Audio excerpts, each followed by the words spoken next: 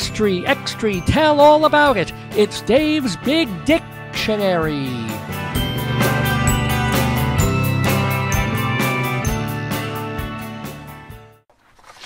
Yes, it's still a little bit rough and tumble here in the neighborhood. I do apologize for that as well, because for months, well, for a few years, we were at the radio station at the University of Northern Colorado. We're still allied with it, but the radio station is kind of on hiatus for a while. And then we moved the show right to my office at the university. But now that things are a little bit of flux because we're going to be in New York for a bit, I've moved it to my home office. So it's a little bit more cramped, a little bit more crowded, but of course we do have this behind me, which I think is pretty great. But anyway, let's get back to Dave's Big Dictionary.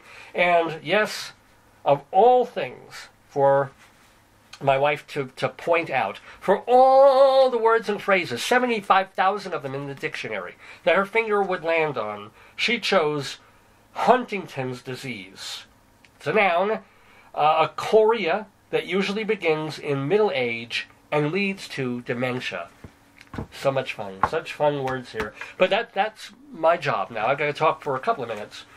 Something involving Huntington's chorea. The only thing that really came into my head about that, and thank God it's nothing that I've suffered, and I don't know anybody with it. We have friends and acquaintances with other forms of neurological diseases and have had, grandparents that suffered some level of dementia, but not this particular one, which sounds unbelievably horrible.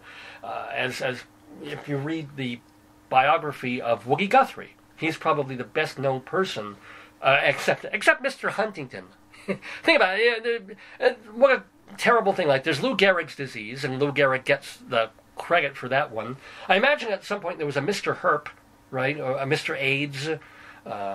Was there a Mrs. Whooping Cough, right? Typhoid Mary, she's sort of connected with that. So I don't know about Mr. Huntington, but I do know about Woody Guthrie, who was the idol, of course, of Bob Dylan, and Dylan went to see him when he was already sick. He was diagnosed with Huntington's chorea in the mid-50s, and it's just this progressively degenerative disease that has, first of all, there's physiological symptoms. There's spasming, there's change in mood, change in behavior, there's inability to just be coordinated at all, and then it also leads into mental problems and dementia. So, we have this image of Woody Guthrie laid up in his hospital bed in New Jersey, and then he was in, I think, Creedmoor for a bit, and just receiving visitors, the Judy Collinses and the Dave Van Ronkses and the Phil Oakses, and most of all, of course, Bob Dylan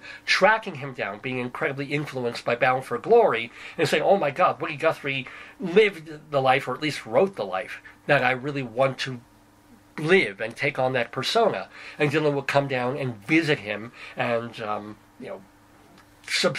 of take that energy from him. So we have this image of Guthrie in the bed and Dylan singing him his latest songs, or them singing Woody Guthrie songs together, and Guthrie being this grand old statesman, when the truth of it was probably that, 20% of a particular day or week, Guthrie was like that, and the rest he was snapping at people, he was out of control, his moods were problematic, his speech, his thought patterns were really, really messed up, and of course, physiologically, he was in terrible shape for years. So it's a much sadder story than what we have of the iconic, glorious thing of, he's passing the mantle down to Bob Dylan. And Dylan's there just singing for him and soaking up wisdom at the foot of the master. I don't know what else really to talk about in terms of Huntington's chorea. My wife read before what chorea is.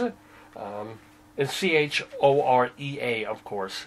And it is any of various nervous disorders marked by spasmodic, uncontrolled movements. So, if you've ever seen me on a dance floor, I basically have chorea. And if I'm boogieing like this, it's North Korea. I had to get that joke in there. I had to do that.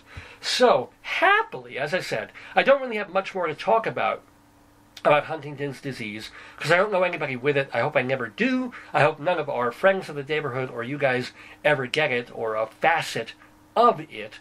But hey, I made it through Dave's Big Dictionary for this January 5th, 2018 on Dave's Gone By.